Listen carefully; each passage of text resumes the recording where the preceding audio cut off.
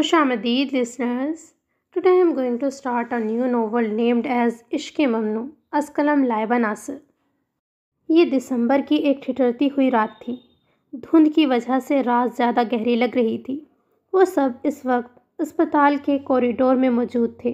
वो दुल्हन के लिबास में मलबूस, चादर को नमाज की स्टाइल में लपेटे दीवार से सर टिकाई खड़ी थी। नज़रें गोद में मौजूद इस मासूम वजूद पर टिकी थीं। इसके साथ ही बेंच पर फातिमा बेगम बैठी ज़ेरे लब कुछ पढ़ रही थीं। इसकी नज़रें आईसीयू के शीशे से सर टिकाए खड़े अंसर यज़दानी पर पड़ी थी। इस वक्त वो शख्स इसे बहुत हारा हुआ लग रहा था। कुछ खो जाने का खौफ इसके चेहरे पर बआसानी पढ़ा जा सकता था। सामने जावेद यज़दानी सर झुकाए खड़े थे। मैं राबेल विला की जान हूँ राबेल। इसके कानों में इसकी खनकती हुई आवाज़ गूंजी थी। इस घर के हर फर्द की जान बसती है मुझ में। राबेल ने एक नज़र वहाँ मौजूद सब लोगों पे डाली और एक गहरी सांस ली थी। आंसू तवातर से इसका चेहरा भिगो रहे थे। हाँ, तुम सच कहती थी अर्श। राबेल विला भले ही मेरे नाम से है, मगर इस घर के मकीनों की जान अर्श हदीद में बसती है। तुम हम सबकी जान हो अर्श। कोई ऐसे किसी की जान निकालता है क्या? सन्नाटे में इसकी सिसकी गूंजी थी। आईसीयू का दरवाज़ा खुला था। बाहर निकलने वाला अशर यज़दानी था। अंसर तीर की तेज़ी से इसकी तरफ बढ़ा था। अशर, अर्श कैसी है? वो ठीक है ना? मैं मिल लूँ इससे? अशर आंखों में नमी लिए अपने भाई को देख रहा था, जैसे इसे इस पे गुजरी क़यामत से आगाह करने के लिए अल्फाज ढूंढ रहा हो। अंसर, मेरी बात गौर से सुनो। वो इसे शानों से थामे कह रहा था।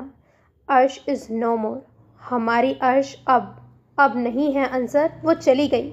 ये अल्फाज नहीं थे, गम का पहाड़ था जो इन लोगों पर टूटा था। अंसर, सुन रहे हो ना तुम? हमारी अर्श अब हमारे साथ नहीं है। वो इसे झिंझोड़ते हुए कह रहा था। एकदम ही अंसर जैसे होश में आया था। आईसीयू की तरफ भागा था। स्ट्रेचर पर पड़े बेजान वजूद को बेयकीनी से देखा था। अर्श मेरी जान, देखो देखो अशर क्या कह रहा है। कहता है आप अब नहीं उठेंगी। वो इसके मेहंदी लगे हाथों को अपने हाथों में लिए हुए कह रहा था। अर्श, आंखें खोलें, देखें हमारी फरिश्ते, हमारी छोटी सी परी आई है। आपने कहा था ना सबसे पहले आप गोद में लेंगी। उठे ना, इसे गोद में ले लें। देखें, राबेल ने आपसे पहले ले लिया है इसे। अर्श प्लीज़ सुने ना, सताएं नहीं। वो उसकी बंद आंखों को चूमते हुए कह रहा था। इसने साकत खड़ी राबेल की तरफ देखा था। अर्श, राबेल को देखें, देखें इसका निकाह है ना आज। उठे ना, देखें राबेल, तुम कहो ना इन्हें। उठें, मुझसे ज़्यादा तो तुम्हारी बात सुनती है ना ये। वो दीवाना वार इसे पुकार रहा था, मगर वो आज इसकी पुकार सुन ही नहीं रही थी। राबेल ने पथराई हुई नज़रों से अर्श का बेजान वजूद देखा था। इसे यकीन नहीं आ रहा था कि अभी से कुछ घंटों पहले तक इससे मस्तियाँ करती इसकी अर्श, इसकी वाहिद दोस्त, इसकी बहन, अब इसके साथ नहीं थी। इसने बेयकीनी से गोद में सुकून से सोई हुई फरिश्ते को देखा था और फिर एक नज़र अंसर यज़दानी पर डाली थी, जो अब इसकी गोद से फरिश्ते को लेता हुआ इसे सीने से लगाए फूट फूट के रो रहा था। अर्श ऐसा नहीं कर सकती। वो बड़बड़ाई थी। अर्श, तुम तो मेरे साथ इस दुनिया में आई थी ना। अर्श, हम तो सारी चीज़ें साथ करते हैं ना। तुम अकेली कैसे जा सकती हो? वो अर्श के हाथ पकड़े हल्की आवाज़ में कह रही थी। बोलो ना अर्श, अकेले जा रही हो? मुझे किसके सहारे छोड़ के जा रही हो अर्श? अगले ही लम्हे इसकी चीखें अर्श हिला रही थीं। वो रात अंधेरी थी और इनकी ज़िंदगियां भी अंधेरी कर गई थीं। वो पिछले 2 घंटों से अर्श की कब्र पर बैठा इसकी कब्र पर हाथ फेर रहा था। इसके लिए यकीन करना मुश्किल था कि अपनी ज़िंदगी को अपने हाथों से कब्र में उतारने के बाद वो भी जिंदा है। घर चल अंसर, घर पर भी सबको संभालना है ना। अशर ने इसके कांधों को थपथपाते हुए इसे दिलासा देने की कोशिश की थी। अंसर, मेरी तरफ देख, नुकसान तो मेरा भी हुआ है ना। मैंने भी तो बहन खोई है यार। बस अशर ही जानता था कि वो ये सब किस हौसले से कह रहा था। कल से सबको दिलासे देते अब इसके अपने हौसले पश्त हो रहे थे। अर्श को यहाँ अकेले छोड़ के चला जाऊँ? इसने नज़रें नहीं उठाई थीं। तू जानता है ना, इन्हें अंधेरे से डर लगता है। वो बहुत धीमी आवाज़ में कह रहा था। अशर बामुश्किल ही सुन पा रहा था। देख अशर, खुद अंधेरे से इतना डरती थी और मेरी ज़िंदगी ही अंधेरों के नज़र कर गई हैं। इस वक्त अशर को वो कोई बच्चा लग रहा था जो अपना खिलौना छीन जाने पर रोता है, इसे वापस पाने की ख्वाहिश करता है। मगर जो वो हो चुका था वो खिलौना नहीं था, वो इंसान थी, इसकी अर्श थी जो वापस नहीं आ सकती थी। अशर बहुत मुश्किल से इसे उठाने में कामयाब हो चुका था। चल घर चलें, फरिश्ते को भी तो देखना है ना तुझे। फरिश्ते, हाँ, अर्श की निशानी। एक बार फिर से इसकी आंखों से आंसू रवा हो चुके थे। अशर ने तासुफ से इसे देखा था। Scene change. राबी, मेरा बच्चा, उठो यहाँ से मेरी जान। फातिमा बेगम के पुकारने पर इसने खाली नज़रों से इन्हें देखा। वो भी अब कल वाले दुल्हन के लिबास में ही फरिश्ते को गोद में लिए वहाँ बैठी हुई थी जहाँ कुछ देर पहले अर्श को रखा गया था। राबी, उठो बेटा, लाओ फरिश्ते को मुझे दे दो और ये कपड़े चेंज कराओ, जाओ फ्रेश होके नीचे आओ। इन्होंने इससे नज़रें चुराते हुए रुंधी हुई आवाज़ में कहा था। गम तो सबका एक ही था, बस कोई जल्दी संभल जाता और किसी को ज़िंदगी दरकार थी। जी मामा, वो आंसू पीती फरिश्ते को इनकी गोद में दिए अपने और अर्श के मुश्तरका कमरे की तरफ बढ़ी थी। कमरे में हर चीज़ वैसे ही पड़ी थी जैसा कल वो छोड़ के गई थी, मगर फिर भी कितना खाली लग रहा था। अर्श, वो बेइख्तियार सिसक उठी थी। क्यों चली गई तुम? मैं इतनी बहादुर नहीं हूँ, जानती हो ना। वो दीवार में लगी तस्वीर देख रही थी। बचपन से अब तक इन दोनों की बहुत सी तस्वीरें थीं, एक जैसी, एक तरह के कपड़ों में, एक ही जैसे मेकअप में। मामा जानी, राबी की शादी भी मेरे साथ ही करवाएं, मैं अकेली नहीं जाऊंगी, हम दोनों सब कुछ साथ साथ करेंगे।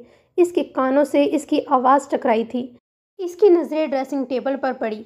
सारी चीज़ें बिखरी पड़ी थी। कल ही तो अर्श इसे तैयार कर रही थी। बैठो इधर तुम, निकाह है आज तुम्हारा, कुछ तो लगा लो, वरना जलाबीब डर के भाग जाएगा।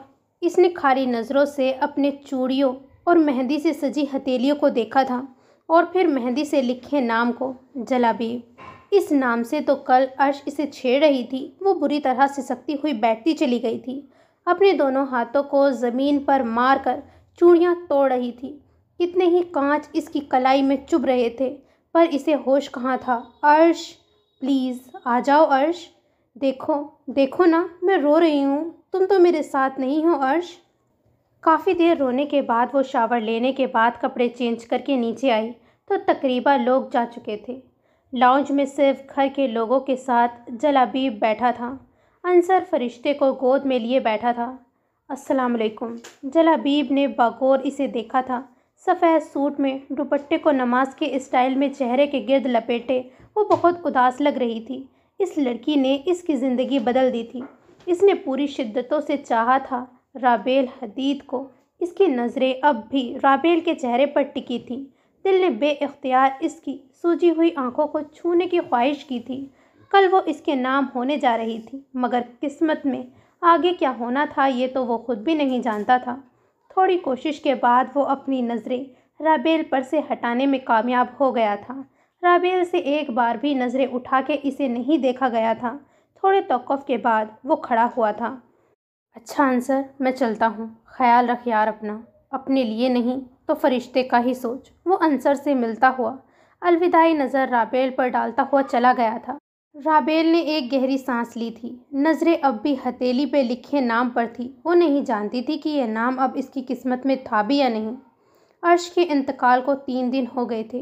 वो इस वक्त अपने कमरे में बेड से सर टिकाए बैठा था। इसका सर दर्द से फट रहा था। आप चली गई अर्श, यादें छोड़ गई हैं, कदम कदम पे आपकी यादें हैं, आपकी हंसी, आपकी शरारतें, ये मुझे सांस नहीं लेने देती अर्श। आंसू तवातर से इसका चेहरा भिगो रहे थे। जहन बार बार माजी में भटक रहा था। कितने हसीन पल बिताए थे इसने अर्श की संगत में। आह अर्श, इतनी जल्दी साथ छोड़ दिया आपने। वो एक बार फिर सिसका था। आंखों के सामने कुछ रोज़ पहले का मंजर लहराया था। आप एक बात जानते हैं अंसर? वो दिलचस्पी से इसे कोई बात बताने की मुंतज़िर थी। जी नहीं मिसेस, आप बताएंगी तो जान जाऊंगा। इसने इसकी गोद में सर रखते हुए मुस्कुराते हुए इससे कहा था। मैंने कहीं पढ़ा था, मियाँ बीवी ना घड़ी की 2 सुइयों की तरह होते हैं। जब शादी होती है दोनों बिल्कुल साथ होते हैं, एक दूसरे से मोहब्बत करते हैं जैसे घड़ी में 12 बज गए हों। वो इसके बालों में उंगलियां चलाती हुई धीमी आवाज़ में कह रही थी। इसकी बात पर अंसर का फलक शगाफ कहका कमरे में गूंजा था। ये बिल्कुल ठीक कही मिसेस, 12 बज जाते हैं। वो एक बार फिर से हंस रहा था, मगर अगले ही लम्हे अर्श को रोने की तैयारी करता हुआ देखकर इसकी हंसी को ब्रेक लगा। अरे अरे, ये क्या, मैं तो मजाक कर रहा था। मिसेस, ये आंसू नहीं निकलना चाहिए, इसने जैसे वार्निंग दी थी अर्श को, और जवाबा अर्श ने फौरन आंसू साफ किए थे। चले आगे बताएं, 12 बजने के बाद क्या होता है? वो मुस्कुराहट दबाते हुए इससे पूछ रहा था। वो जैसे इसकी बात की मुंतज़िर थी, दोबारा से शुरू हो गई। फिर इनकी लाइफ में बेबी आ जाते हैं और जिम्मेदारियां बढ़ जाती हैं, तो दोनों में दूरियां बढ़ जाती हैं, जैसे घड़ी में 6 बज जाते हैं। अब अंसर इसकी बात पूरी तवज्जो से सुन रहा था। फिर इसने इसकी दोनों हाथों को अपने हाथों में लिया था। फिर बच्चे बड़े होते हैं, अपनी लाइफ में बिजी होने लगते हैं, तो वो बूढ़ा बूढ़ी फिर से आहिस्ता आहिस्ता करीब आने लगते हैं और फिर से घड़ी में 12 बज जाते हैं। अंसर ने इसकी बात काटी थी। जवाबा वो खिलखिला के हंसी थी। हाँ, और मैं आपके साथ अपनी घड़ी में फिर से 12 बजने तक इस तरह रहना चाहती हूँ। जो हुक्म सरकार, हमारी घड़ी में कभी 6 नहीं बजेंगे। इसने अपने सर को खम करते हुए एक अदा से कहा था। एक बार अर्श की खिलखिलाती हंसी कमरे में गूंजी थी। अर्श, देखे ना, मेरी ज़िंदगी की घड़ी भी 6 बजे पे आकर रुक गई हैं। अर्श, आप इतनी दूर चली गई हैं मुझसे। वो घड़ी की तरफ देखता हुआ फिर से सिसक रहा था। इसकी ज़िंदगी तो वाकई ठहर गई थी। घड़ी की सुई 6 से आगे नहीं चल रही थी।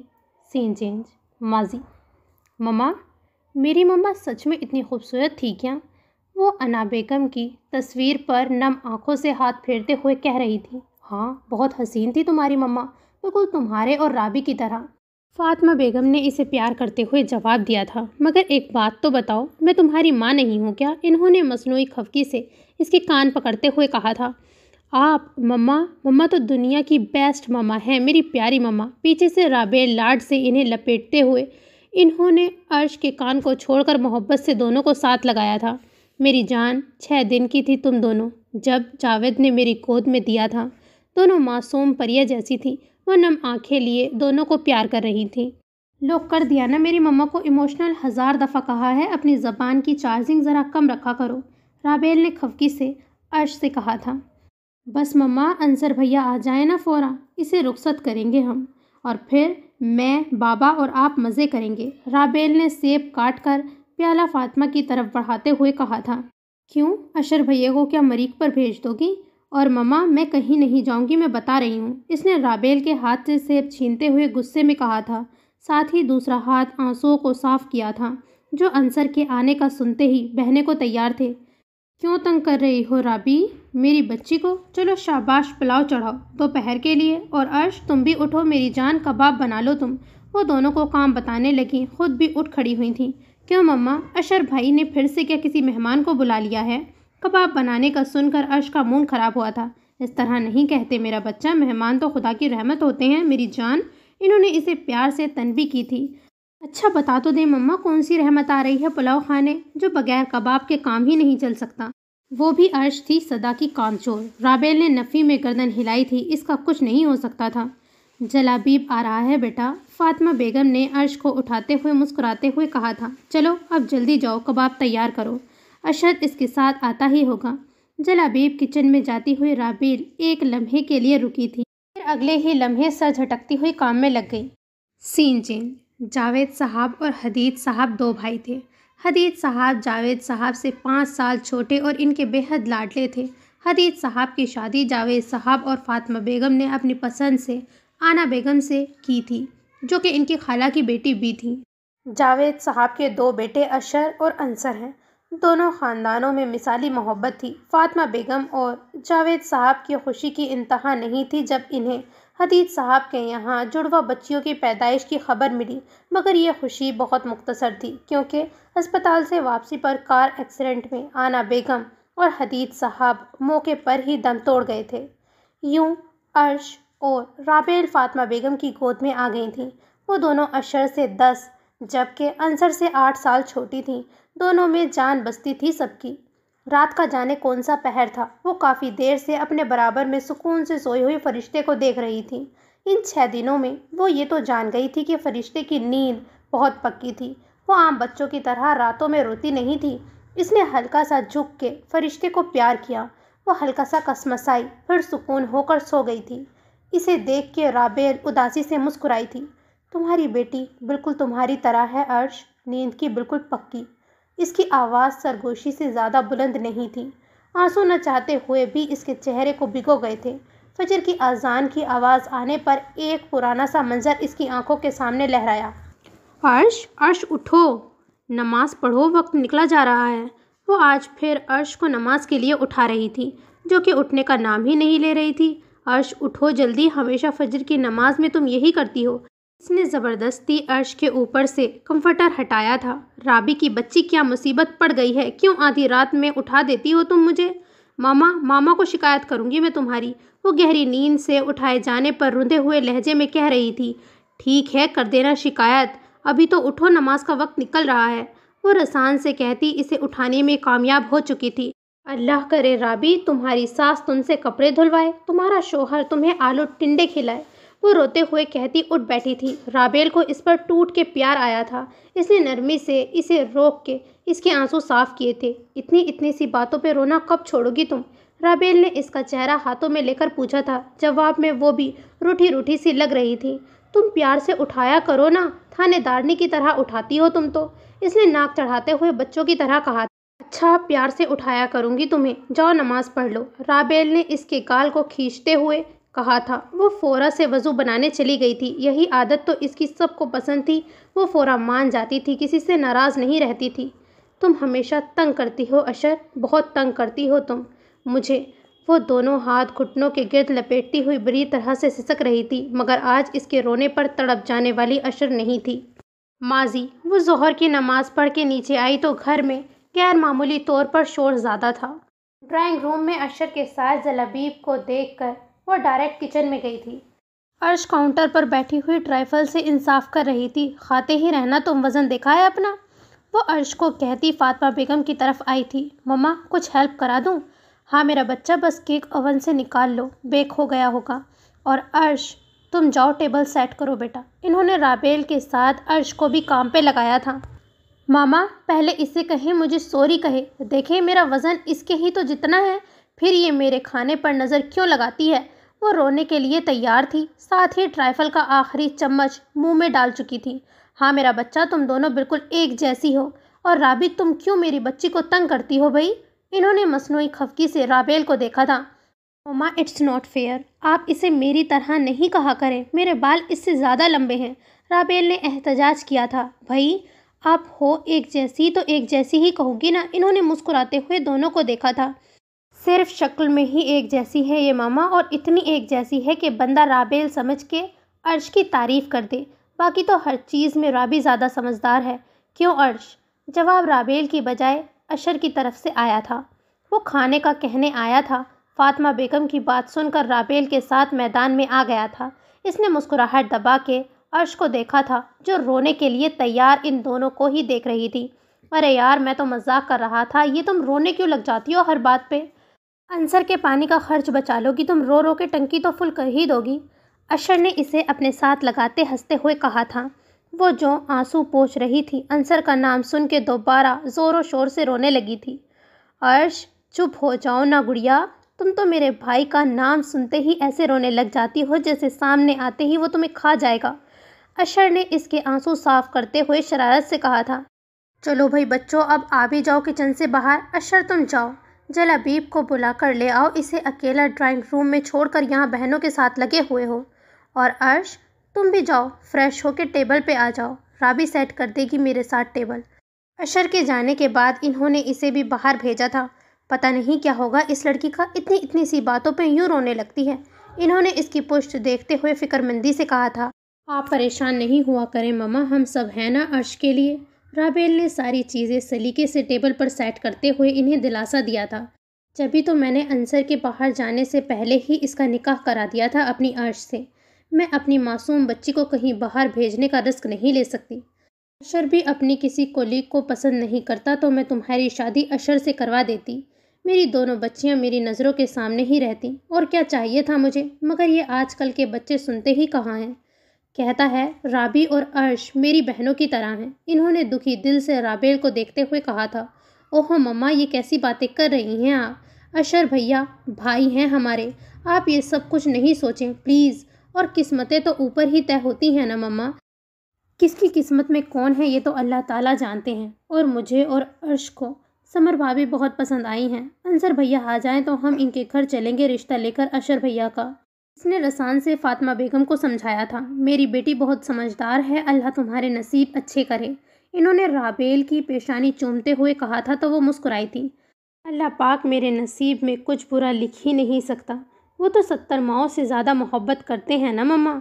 जो रब अपने बंदों से इतनी मोहब्बत करता है वो कैसे इसके नसीब में कुछ बुरा लिख सकता है। वो उसे देख के रह गई थी।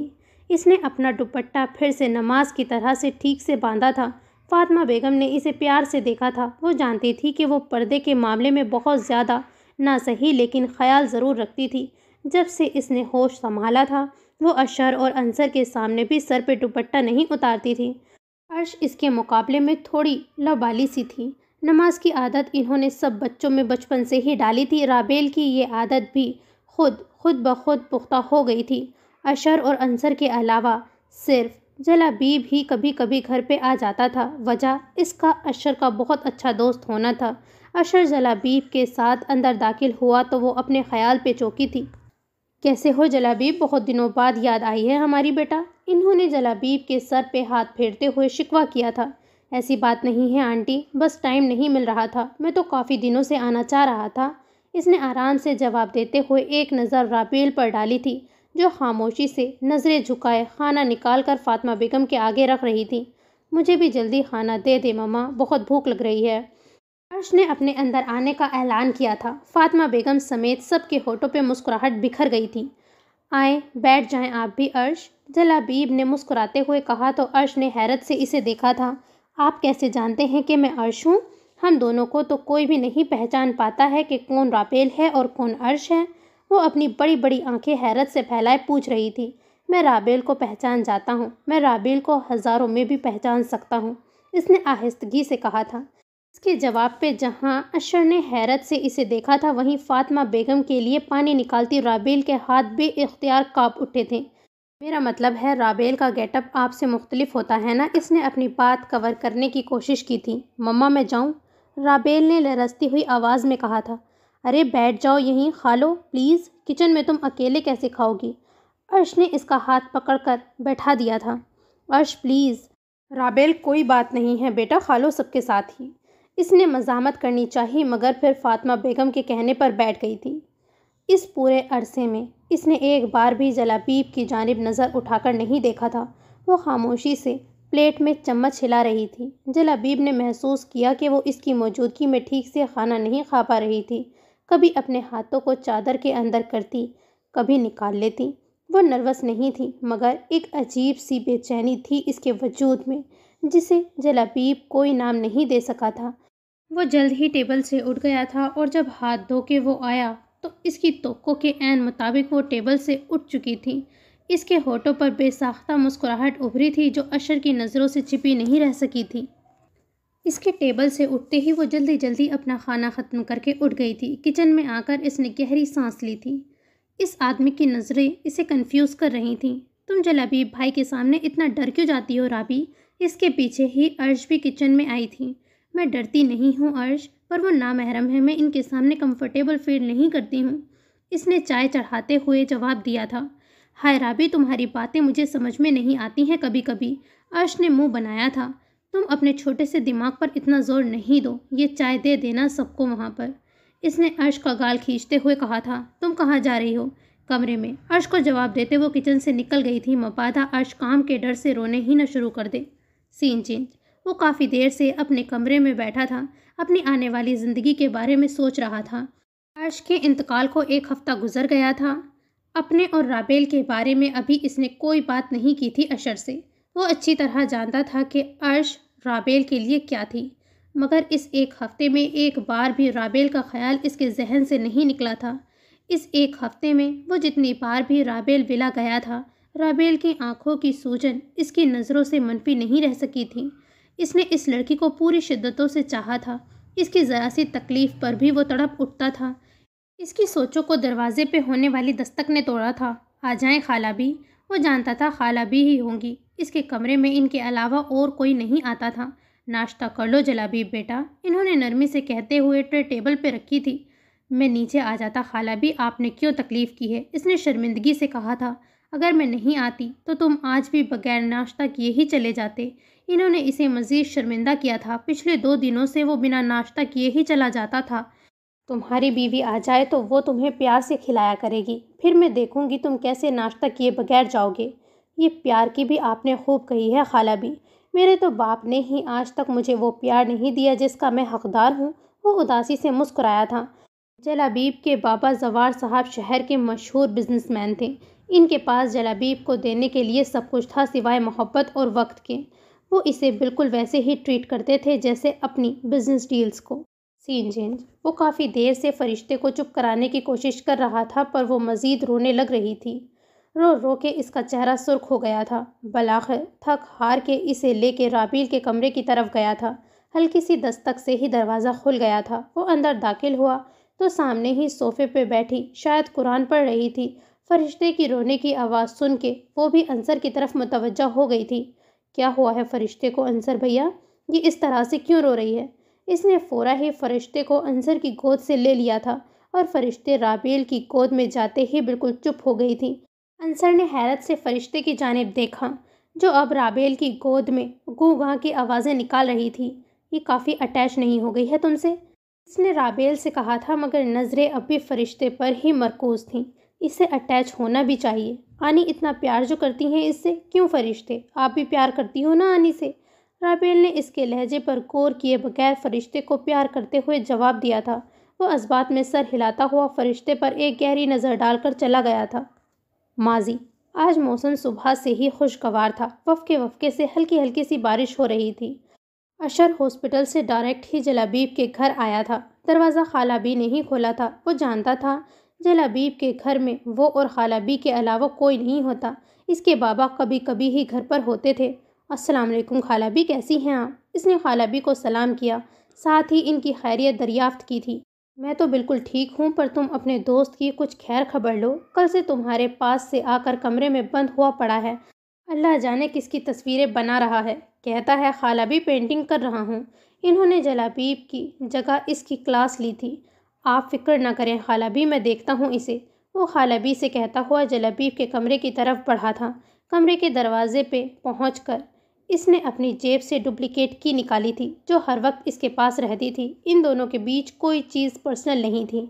दरवाज़ा खोलकर अंदर दाखिल होते ही वो ठिठका था। सामने ही जलाबीब कैनवस पर तस्वीरें बना रहा था। इसे जलाबीब को तस्वीर बनाता देखकर हैरानी नहीं हुई थी, वो तो तस्वीर देखकर हैरान हुआ था। नज़रें झुकाए सफ़ेद दुपट्टे के हाले में वो खूबसूरत तस्वीर राबेल की थी। इसने एक नज़र तस्वीर पे डाली थी और फिर जलाबीब को देखा था, जो बहुत प्यारी मुस्कान होठों पे सजाए इस तस्वीर पर रंग भर रहा था। वो राबेल की तस्वीर बनाने में इतना मगन था कि इसने अंदर आते अशर को भी नहीं देखा था। मेरा अंदाज़ा गलत नहीं था, अशर मुँह ही मुँह में बड़बड़ाया था। तू तो बहुत छुपा रुस्तम निकला। दोस्त को बताना भी गवारा नहीं किया कि अब इसका यार बेकार हो चुका है। अशर ने इसके बिल्कुल करीब आकर कहा था। इतने करीब से अशर की आवाज़ सुनकर जलाबीब उछला था। अशर, तू क्यों आया? मेरा मतलब है तू कब आया? वो मुसलसल कन्वर्स को छुपाने की कोशिश में आगे पीछे हो रहा था। अभी ही आया हूँ। मैं तो खाला भी बता रही थी कि तू कल से कोई तस्वीर बना रहा है। मैंने सोचा मैं भी तो देख लूँ ऐसी कौन सी तस्वीर है जिसे मेरे दोस्त सब काम छोड़ छाड़ कर मुकम्मल कर रहा है। अब हट आगे से, मैं पहले ही देख चुका हूँ। अशर ने बहुत आराम से इस पर बम गिराया था। अशर देख यार, मैं तुझे बताता हूँ, तू प्लीज़ मुझे गलत नहीं समझना। और राबेल कुछ नहीं जानती है इस बारे में, और तेरी कसम, मैंने इनको बुरी नीयत से नहीं देखा है अशर। वो आंखों में नमी लिए कह रहा था। पागल हो गया है क्या तू? मैं क्या तुझे जानता नहीं हूँ? तो ऐसी बात कर भी कैसे सकता है? और राबेल मेरी बहन है। अगर तेरी नीयत पर मुझे शक होता तो आज तू सही सलामत खड़ा नहीं होता यहाँ, समझा? उठ साले, फिर तो मैं तेरा साला बन जाऊँगा। इसकी बात सुनकर जलाबीब ने हैरत से इसकी जानिब देखा था, जो मुस्कुराकर इसको ही देख रहा था, और अगले ही लम्हे वो अशर के गले से लग गया था। आप छोड़ भी दे यार, मैं मासूम कमज़ोर सा डॉक्टर हूँ, तेरे जैसा पहलवान नहीं हूँ। अशर की फंसी फंसी आवाज़ निकली तो जलाबीब ने इसे खुद से अलग किया था। तू नहीं जानता वो लड़की मेरे लिए क्या बन गई है अशर। वो बात अशर से कह रहा था मगर नज़रें कैनवस पर लगी राबेल की तस्वीर पर टिकी हुई थी। चल ना, अब मजनू नहीं बन, मैं आज ही मामा से बात करूँगा, अशर ने शरारत से कहा था। वो बहुत खूबसूरत है अशर, बिल्कुल बारिश की इन बूंदों की तरह शफाफ, पाकीज़ा। इन्हें देखते हुए भी डर लगता है कि कहीं मैली ना हो जाएं। वो ग्लास विंडो से बाहर बारिश की बूंदों को देखकर कह रहा था, जानता है इन्होंने आज तक नज़र उठाकर मेरी जानिब नहीं देखा, और अच्छा ही किया, क्योंकि मुझे लगता है अगर मैंने इनकी आंखों में देख लिया ना तो मैं कभी इनके शहर से निकल नहीं पाऊंगा। और इस वक्त अशर इसे ये नहीं कह पाया था कि इसके शहर से तो वो अब भी आज़ाद नहीं है। लाखों की मलकियत का इकलौता वारिस, खूबसूरती और वजाहत में अपनी मिसाल आप, जलाबीब सवार, जिसे एक बार देखने वाले रुक कर दोबारा ज़रूर देखते थे। वो जलाबीब कैदी था, राबेल हदीद की मोहब्बत का कैदी। और कैदी कब भला बिला मुआवजा रिहा होते हैं। Scene change. सुनो, तुमने कहा था ना मुझे जज्बा मोहब्बत से कभी जो तुम पुकारोगे मैं इस दिन लौट आऊँगी। तो देखो ना, कई लम्हों, कई सालों, कई सदियों से ये तेरा रास्ता तकती ये मेरी मुंतज़र आँखें, मेरे दिल की ये धड़कन और सांसें, बस तुम्हारा नाम लेता हूँ, यही एक वर्द करता हूँ। मेरी आँखों के साहिल पर तेरी यादों के मौजों ने तेरी तस्वीर, सूखे फूल और तोहफे, तेरी चाहत की खुशबू में अभी तक सांस लेते हैं। वो सब रास्ते के जिन पे मैं और तुम साथ चलते थे। सुनो, तकमील पाती चाहतों को यूं अधूरा तो नहीं छोड़ो, मुझे मत आजमाओ तुम, चलो अब लौट आओ ना। वो आज फिर अर्श की कब्र पर बैठा इससे बातें कर रहा था। आपको पता है अर्श, फरिश्ते 1 महीने की हो गई है आज। वो राबेल को देखकर आवाज़ें भी निकालती है और जानती है मेरी गोद में आते ही रोने लगती है। वो अर्श की कब्र पर हाथ फेरता हुआ कह रहा था, इसके आंसू मुसलसल कब्र पर गिर रहे थे। आपने ये मेरे साथ बहुत गलत किया है। आपने वादा नहीं निभाया अर्श। आप तो कहती थी मेरे साथ बूढ़ी होना चाहती हैं आप। यूं बीच राह में छोड़ गई हैं आप तो। वो सिसका, अभी तो हमें बहुत कुछ करना था अर्श, हमारी फरिश्ते, इसे हम दोनों की ज़रूरत है। मैं अकेला इसे नहीं संभाल सकता अर्श, मुझसे नहीं होता। वो ऊंचा लंबा मर्द इस वक्त बच्चों की तरह रो रहा था। इस वक्त अगर कोई इसे देख लेता तो इसके लिए यकीन करना मुश्किल होता कि वो अंसर यज़दानी है जिसके पीछे एक दुनिया चलती थी, एक लड़की के लिए यूं रो रहा था। मगर इश्क तो बड़े बड़े बादशाहों का सर अपने आगे झुकाना जानता है। हाँ, शहज़ादा रो रहा था मगर शहज़ादी, वो तो सुकून से सोई पड़ी थी। Scene change. वो फरिश्ते को गोद में लिए इससे बातों में मगन थी। शायद वो अर्श की कमी फरिश्ते से पूरी करने की कोशिश कर रही थी, मगर अर्श की कमी कहाँ पूरी हो सकती थी। जानती हो फरिश्ते, ये तुम्हारी मामा को बहुत पसंद थे। इसने छोटी छोटी कुछ चूड़ियाँ फरिश्ते के नन्हे हाथों में डाली थीं। 2 आंसू चुपके से इसके गाल को भिगो गए थे जब ये फ़ोन पर मुसलसल आती कॉल ने इसकी तवज्जो अपनी जानिब खींची थी। स्क्रीन पर जलाबीब का नाम देखकर इसने फरिश्ते को कॉट में लेटाकर कॉल रिसीव की। कैसी हैं राबेल? जलाबीब की भारी आवाज़ इसकी समात से टकराई थी। मैं ठीक हूँ, राबेल ने आहिस्तगी से कहा था। आंसू का एक गोला इसके हल्क में फंसा था। मैं जानता हूँ आप ठीक नहीं हैं राबेल। क्या मेरा इतना भी हक नहीं है राबेल कि आप मुझसे अपने दुख, अपनी तकलीफ़ शेयर कर सकें? मैं इसे भूल नहीं पा रही हूँ जलाबीब, वो मुझे बहुत याद आती है। वो फूट फूट कर रोती थी। इससे ज़्यादा इसमें बर्दाश्त नहीं थी। यही चीज़ तो इतने दिनों से मिस कर रही थी, यही लहजा। आपको कौन कह रहा है राबेल कि आप अर्श को भूल जाएं? आप इस तरह रोए नहीं। ये रोना अर्श को भी तो तकलीफ़ दे रहा होगा ना। वो अपने मखसूस लहजे में राबेल को समझा रहा था।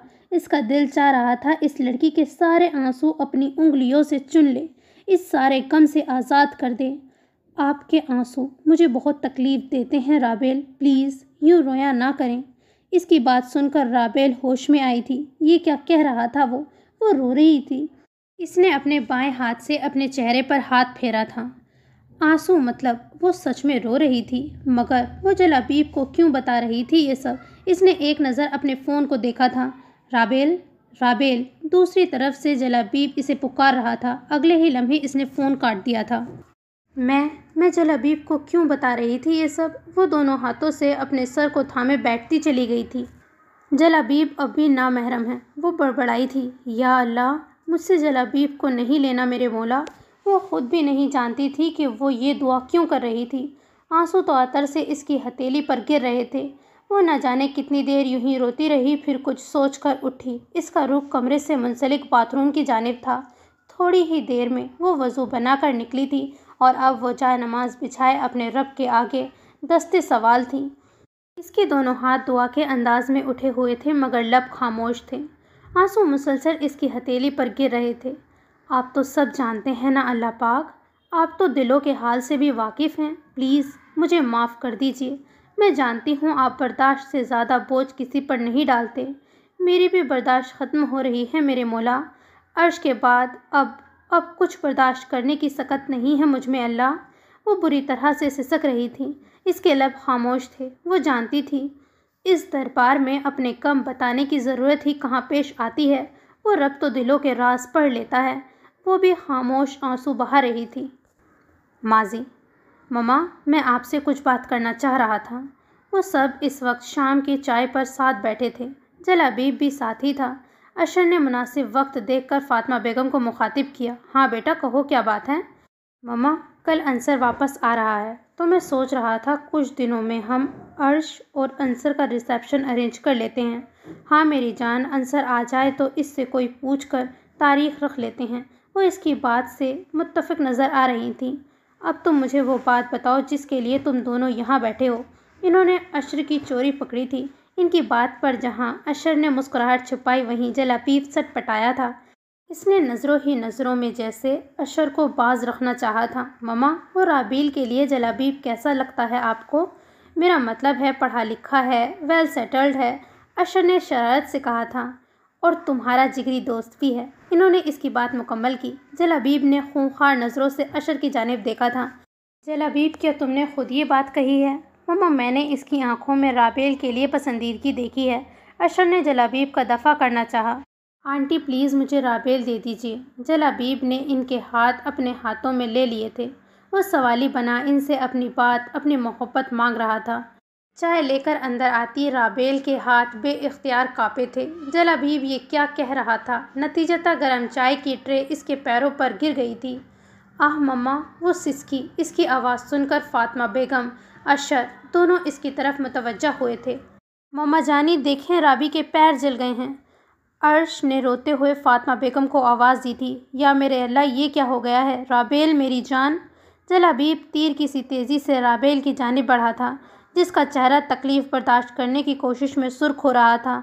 जर्द रंग के सूट में दुपट्टे को अपने मखसूस अंदाज में चेहरे के गिर्द लपेटे इसने तकलीफ़ से अपने लब भींचे हुए थे। राबी गुड़िया, थोड़ी सी हिम्मत करो, सोफ़े पे बैठो। अशर ने इसे सहारा देकर उठाया था। मम्मा, इसने नम लहजे में पुकारा था। मम्मा की जान, बहुत दर्द हो रहा है क्या? इन्होंने प्यार से इसके आंसू साफ़ किए थे। वो रोते हुए मुसलसल नफ़ी में गर्दन हिला रही थी। अभी ठीक हो जाएगा राबी, प्लीज़ रो नहीं। अर्श खुद भी रोती हुई बोल रही थी। मम्मा, मैं आपकी अच्छी बेटी हूँ। जलाबीब ने इन्होंने खुद कहा है वो सब। मम्मा, आप जानती हैं ना, मैंने कुछ नहीं किया। इसके पैर पर ऑइंटमेंट लगाते अशर ने हैरत से राबेल को देखा था।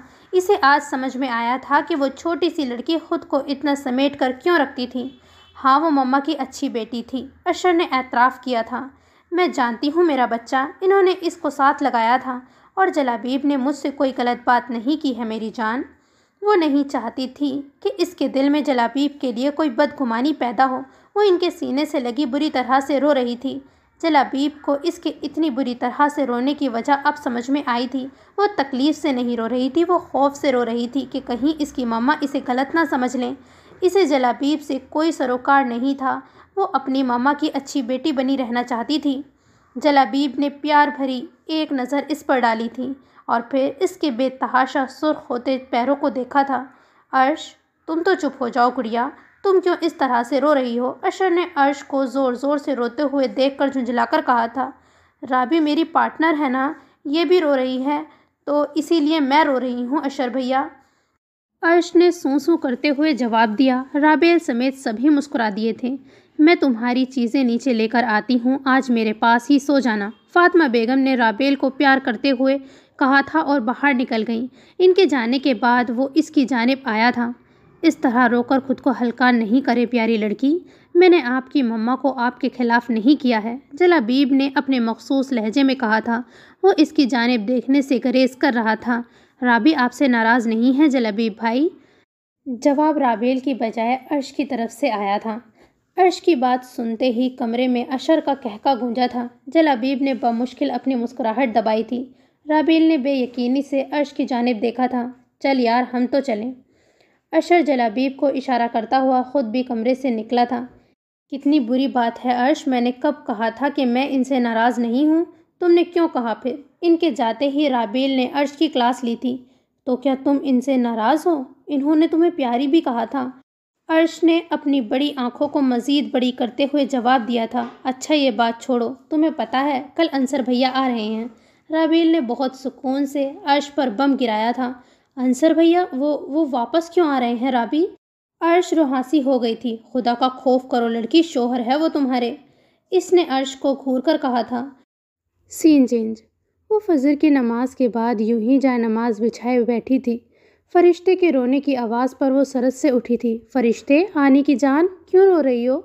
इसने नरमी से फरिश्ते को उठाते हुए कहा, जो गूं गां की आवाज़ें निकालती हुई इसे देख रही थी। कुछ सोचकर इसने फरिश्ते को कॉट में लेटाकर फ़ोन उठाया था। फ़ोन पर जलाबीब का नंबर बार बार मिलाती काटती वो अजीब कश्मकश में मुब्तला थी।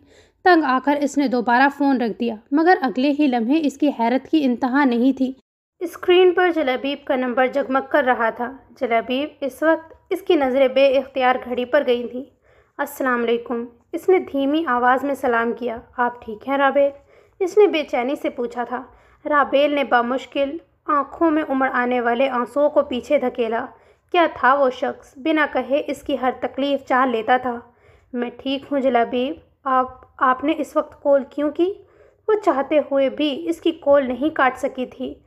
आप मुझे याद कर रही थी राबेल? नहीं तो मैंने तो याद नहीं किया आपको। राबेल इसको कॉल मिलाने वाली बात कॉल कर गई थी। चले फिर शायद मुझे गलत ही लगा होगा। राबेल को इसके लहजे में उदासी लगी थी। जाने वाले इतनी जल्दी क्यों चले जाते हैं जलाबीब? पहले मामा पापा और अब देखें अर्श भी चली गई मुझे छोड़कर। वो इसके लहजे में घुली हुई नमी को बखूबी महसूस कर सकता था।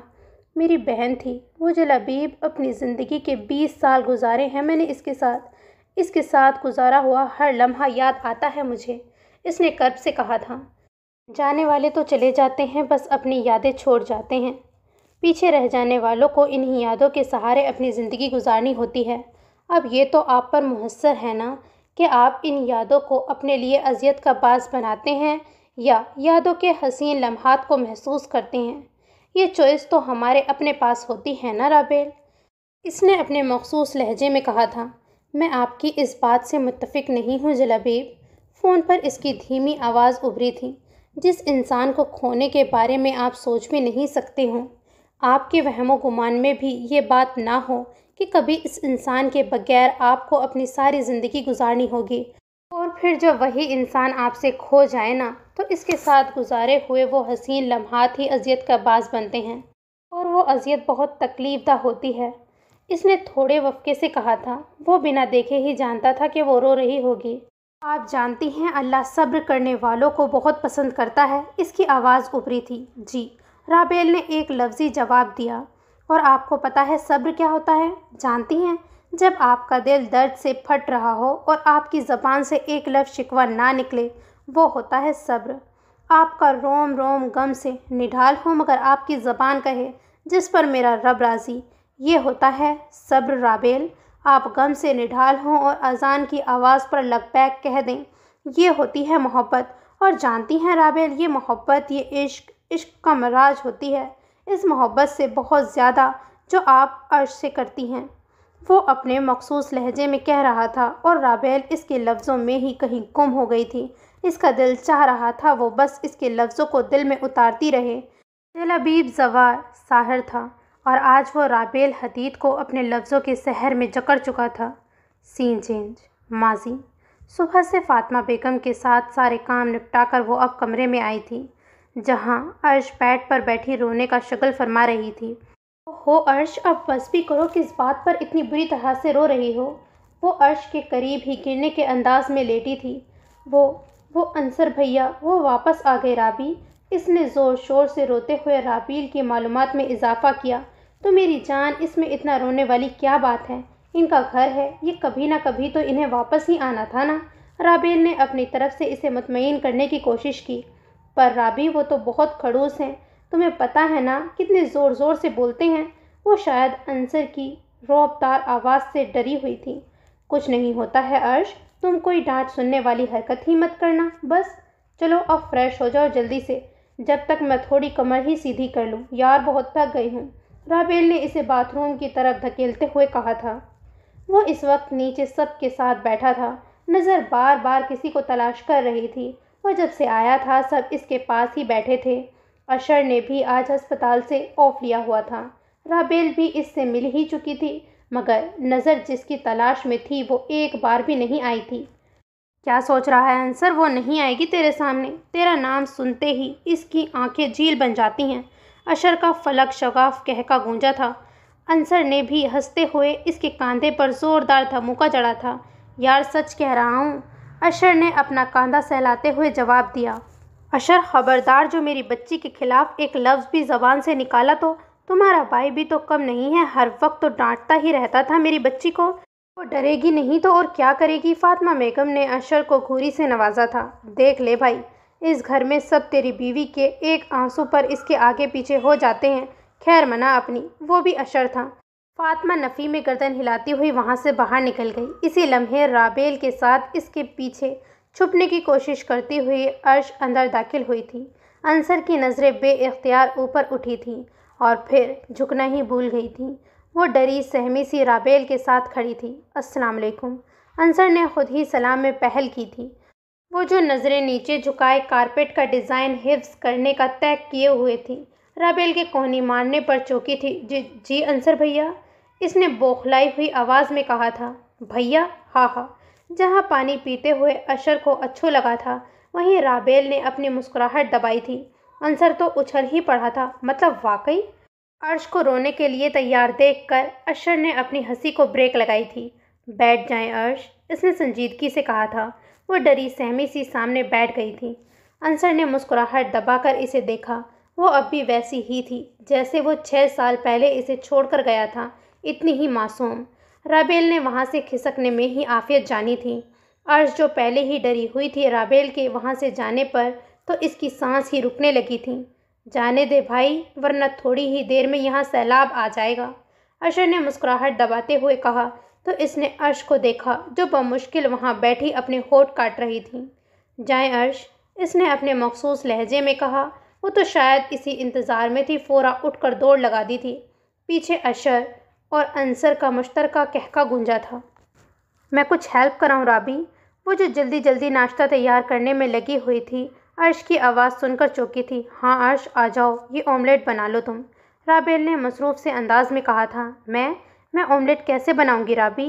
इसने मासूमियत से कहा तो राबेल ने इसको घूर कर देखा था। फिर क्या हेल्प कराओगी मेरी जान? मैं तुम्हें कंपनी दूंगी, अर्श ने मज़े से किचन के काउंटर पर बैठते हुए जवाब दिया। जहां राबेल ने बेयकीनी से अर्श को देखा, वहीं किचन में आते अंसर ने बमुश्किल ही अपना कहका रोका था। वो जो पानी लेने की गर्ज से किचन में आया था, अर्श की बातें सुनकर वहीं खड़ा हो गया था।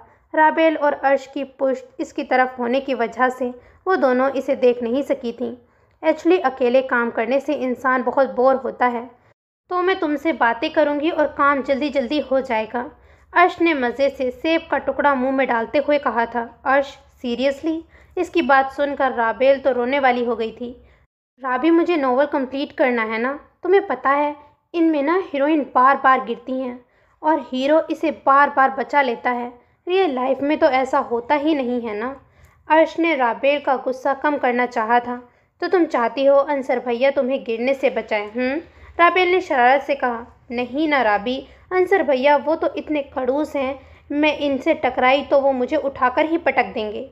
इसकी बात सुनकर अंसर का दिल किया था इस बेवकूफ़ लड़की को 2 थप्पड़ लगाकर इसे बताए कि वो इसका शौहर है, भाई नहीं। अर्श, अब अगर तुमने भैया कहा ना तो मैंने तुम्हें थप्पड़ लगा देना है, राबेल ने गुस्से में कहा। अंसर का काम राबेल ने कर दिया था। और ये बातें हम बाद में करेंगे, अभी जाओ टेबल लगाओ, सब उठ गए होंगे, राबेल ने मसरूफ़ अंदाज में कहा था। नहीं, मुझे अभी बात करनी है, फिर तुम सारा दिन अपने अंसर भैया की खिदमतें करती रहोगी।